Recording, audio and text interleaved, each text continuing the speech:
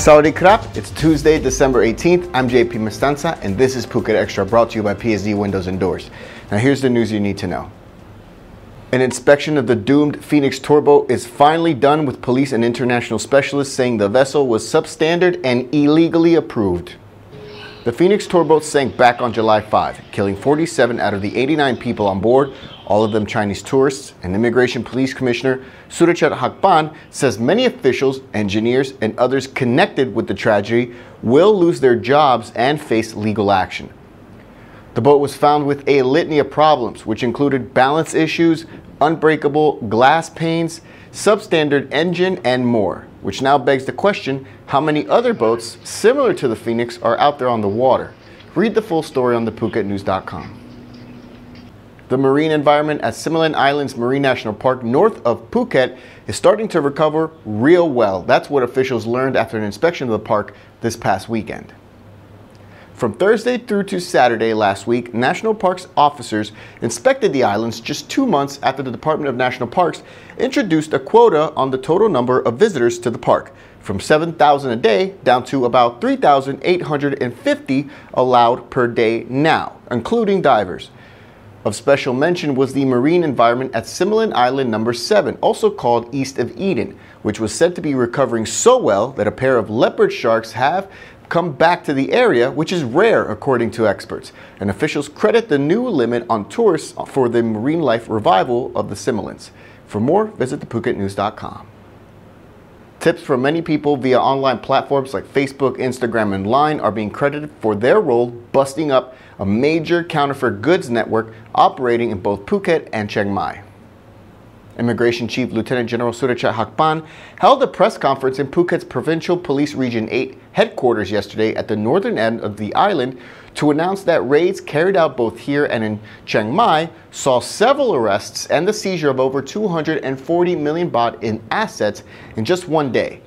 4 locations in Patong saw raids by police last Friday with the arrest of 2 people and the seizure of goods from cars, gold necklaces, land title deeds, and more, worth a total of estimated value of 200 million baht. At the same time last Friday, officers raided 25 locations at the night bazaar in Chiang Mai, where 12 people were arrested and over 40 million baht worth of items were seized. Officials are now looking to hunt down vendors who promote their fake wares online, as well as the source of the items. For more on that, visit thephuketnews.com. Phuket Extra will be right back after this. Phuket's rapid modernization has made it one of the world's premier holiday destinations. Investors can still buy quality condominiums for as low as $75,000 and luxury properties can go all the way up to 20 million. Condominiums in Phuket are a safe, secure bricks and mortar investment offering foreigners freehold ownership. Call or email Thai Residential, Phuket's #1 trusted real estate advisor, to find your perfect Phuket property. Welcome back to Phuket Extra. 7. That's at least how many motorbike riders and passengers were hurt during crashes caused by oil on the coastal road near Nayang Beach yesterday, and now police are tracking down the driver of the tour bus, which was said to be leaking that oil. When rescue workers arrived to administer first aid to the injured people yesterday along the coastal road towards the airport, they heard one of the tourists explain that a white bus heading towards Nayang Beach was seen leaking oil onto the coastal road.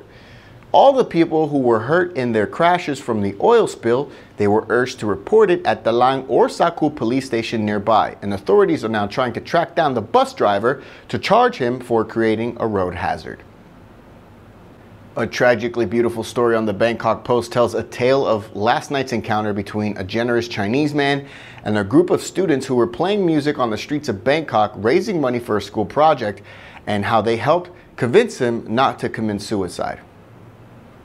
9 students from the Wat Sutiwararam school were busking under the King Tatsan Bridge to raise money for an annual school music contest, when a Chinese man in his 30s walked by and gave them 1,000 yuan, about 4,750 baht, and he returned later on to give them another 500 yuan, about 2,375 baht.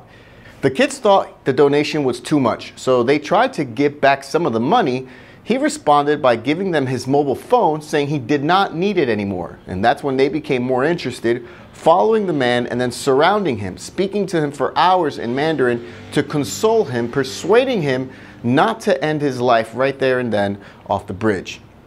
While other passersby stopped to assist in persuading the man, police also showed up and managed to calm the man down. And they said this wasn't the first time this same man had tried to commit suicide on that bridge, as they talked him out of it in the past as well.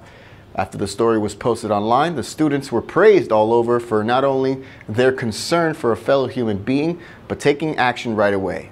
Great job by them. And that's it for Phuket Extra, brought to you by PSD Windows and Doors. For safe, secure, and soundproof windows, visit pvcphuket.com. If you're watching us on YouTube, click that subscribe button to check out all of our future videos. And if you're watching us on Facebook, give us a like on the Phuket News page. From all of us here at the Phuket News Center, thank you for watching. And until tomorrow, stay classy, Phuket.